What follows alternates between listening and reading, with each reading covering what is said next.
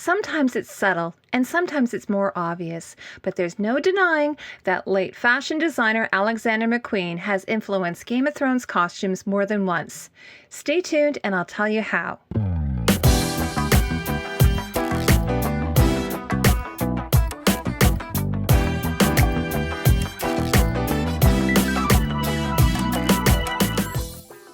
Welcome back to costumeco. We do almost weekly videos analyzing movies and TV shows from a costume perspective. In this episode, we look at how the works and collections of Alexander McQueen have influenced the costume design of the HBO series Game of Thrones. Game of Thrones costume designer Michelle Clapton has always been a huge fan of McQueen and has drawn on some of his most iconic looks. In a bit of a reversal, Michelle Clapton started in fashion, while Alexander McQueen's early career was in costume.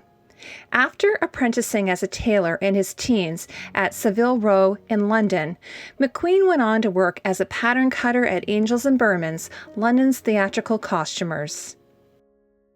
According to the V&A, McQueen's Savile Row training would inform his career. "Everything I do is based on tailoring," he said. This background in precision tailoring, combined with the more improvised dressmaking and draping techniques he learned in the atelier, the highly skilled workshops of couture houses at Givenchy, paved the way for his innovative experiments with cutting and construction. Let's look at some specific examples. Carcy, Hardhome Wildling costume. Carsing was a spearwife and wildling leader among those who retreated to Hardhome after the wildlings' defeat at the Battle of Castle Black. Here is her costume on display from the Making Game of Thrones blog, where you can see the rows of mussel shells sewn amongst the jute macrame collar, connecting her to the fishing village of Hardhome and the shivering sea. Clapton likely drew upon this muscle bodice from McQueen's Voss Spring-Summer 2001 collection, and it's made from real mussel shells. According to the V&A, McQueen's references to nature were a career constant, and his botanical and zoological interests were wide-ranging. Water, in its danger, force, and abundant life, often served as a touchstone for McQueen. Cersei, Seasons 3 to 5. Beginning in Season 3, Cersei wears a series of structured, fitted off-the-shoulder, hourglass-shaped gowns with long hanging sleeves. The costumes are sometimes worn with armor, as we see here. Here is one of Clapton's earliest concept drawings for Cersei.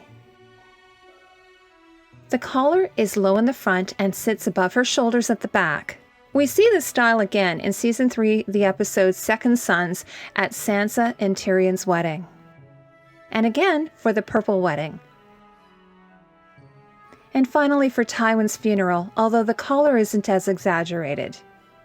This silk and metallic gown to me appears to be one of the inspirations behind some of Cersei's looks. This couture gown was created while McQueen was with the French fashion house Givenchy, and part of their Fall-Winter 1997-98 collection. According to the V&A, McQueen was also inspired by global influences. Africa, China, India, and Turkey were all places that sparked his imagination, though Japan was perhaps the most thematically and stylistically significant. The Japanese kimono was a garment that McQueen endlessly reconfigured in his collections.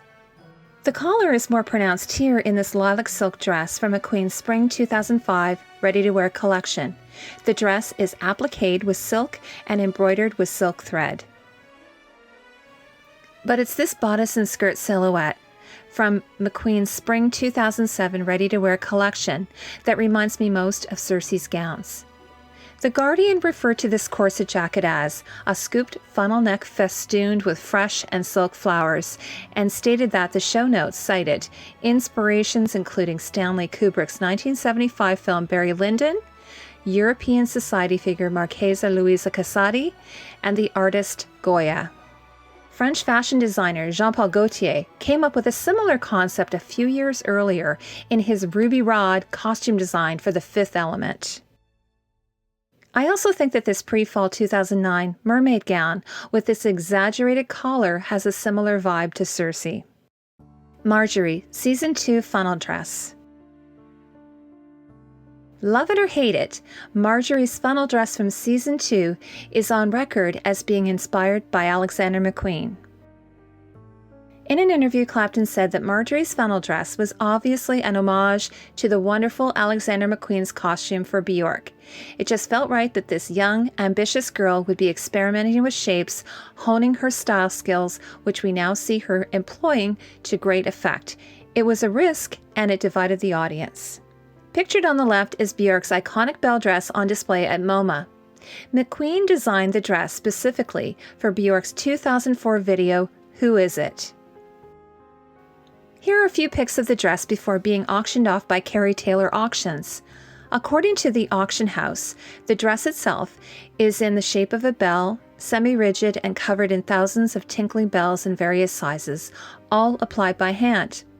And I wanted to mention that I really appreciate that the auction house took excellent images and then left them up on their site after the fact.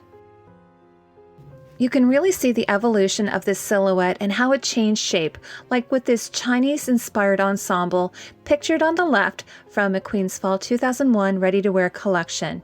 And then on the right is this hourglass dress from a few years later in his Fall 2004 ready-to-wear collection. I think it reaches the pinnacle with this futuristic, heavily embellished corset jacket from 2004. Sansa Stark second wedding gown. In other videos, I've talked a lot about Sansa's wedding gown being a culmination of both her Tully and Stark legacies, even incorporating some of the shape of Lyanna Stark's crypt statue. But I couldn't quite determine where Clapton came up with this slightly otherworldly looking bodice structure. It didn't appear to belong to any other house or region in Westeros. That was until I saw this gown from McQueen's Fall 2004 ready-to-wear collection. Featured in the finale, this striking white gown is sculpted out of layers of organza, and it includes a large silver shoulder and neck piece created by Sean Lean for McQueen. It's not just the bodice though. The gown itself features this weighted and sweeping train that reminds me of Sansa's own brocade dress that was so heavy that it dragged in the snow. Quaithe, linked plate mask. In Season 2, we're introduced to Quaithe of the Shadow. Of this look, Michelle Clapton said, Melisandre had the very ornate neck piece with the ruby. I used the same shape links as I had used on Melisandre's necklace to have a mask made, which was quite articulated. It appears that Clapton took inspiration from the armor-like pieces from McQueen's show I.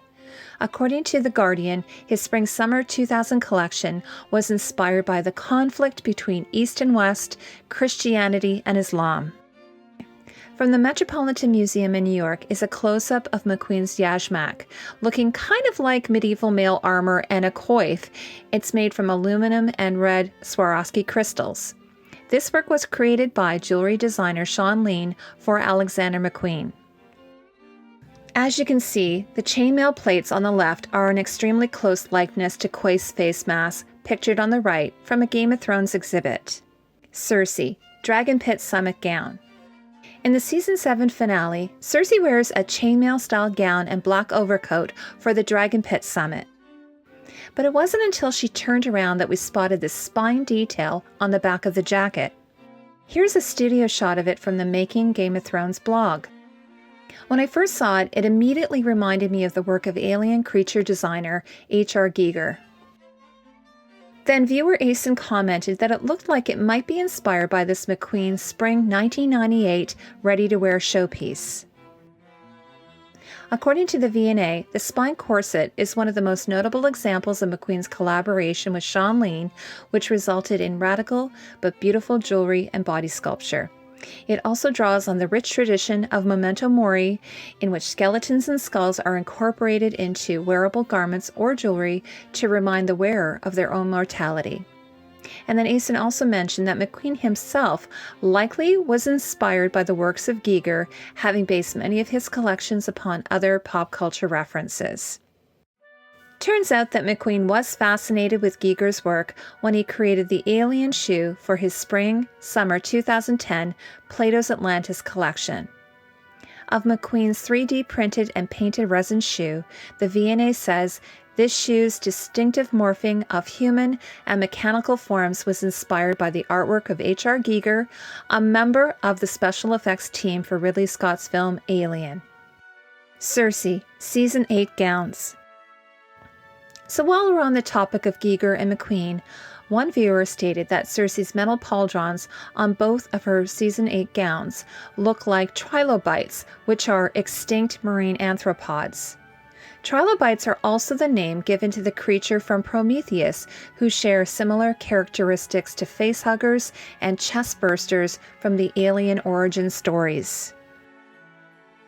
What struck me about Circe's new gowns are this motif on the front of her bodice that appear to be done in a similar way to the spine motif on the back of her Dragon Pit Summit outfit that we just looked at. This reminded me of a series of X-ray dresses that McQueen designed in 2009. We talked about how Circe was rotting from within in some of my other videos, or even rotting to the core. So with this costume, it looks like we can see inside of her body. We can see her skeleton. Here's a sampling of McQueen's Spring 2009 ready-to-wear collection. McQueen used computer-enhanced technology to create these graphic print motif ensembles. According to Vogue, McQueen explained through program notes that he had been pondering Charles Darwin, the survival of the fittest, and the deleterious results of industrialization on the natural world. Sansa, Season 8 dress. Since her Dark Sansa look back in Season 5, Sansa has been incorporating black feathers into her costumes. Clapton has stated that they are meant to be raven feathers from the Rookery. And now that she's back to being the Lady of Winterfell, these influences have shaped her character.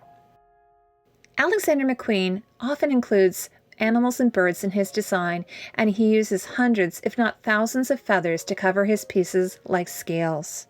So when I first saw Sansa's new gown from Season 8, I immediately thought that her dress was covered with rows and rows of lacquered feathers. Some viewers have told me that it looks like it's meant to be dragon glass or obsidian, a type of volcanic glass, which I think are all great observations. But when I saw this gown, just one of 16 outfits from Alexander McQueen's final 2010 ready-to-wear posthumous collection, I immediately thought that Clapton had borrowed this idea from McQueen.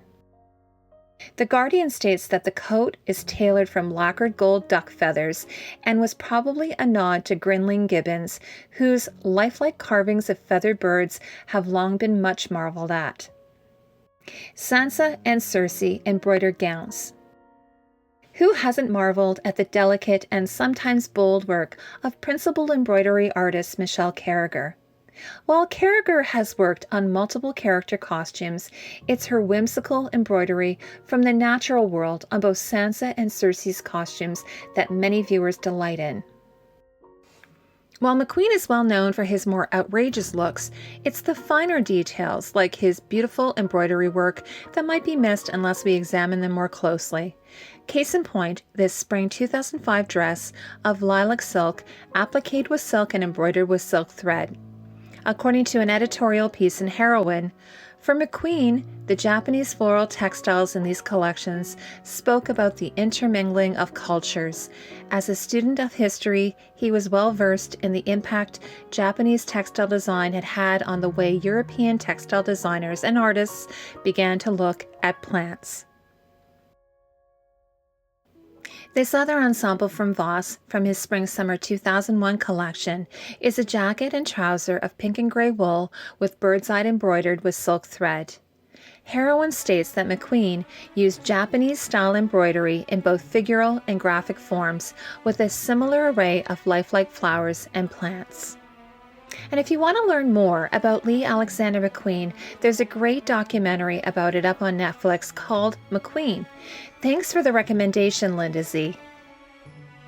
And if you're looking for more Game of Thrones content, check out the top 10 Game of Thrones women's costumes. As always, thank you for watching, and I'll see you in the next video.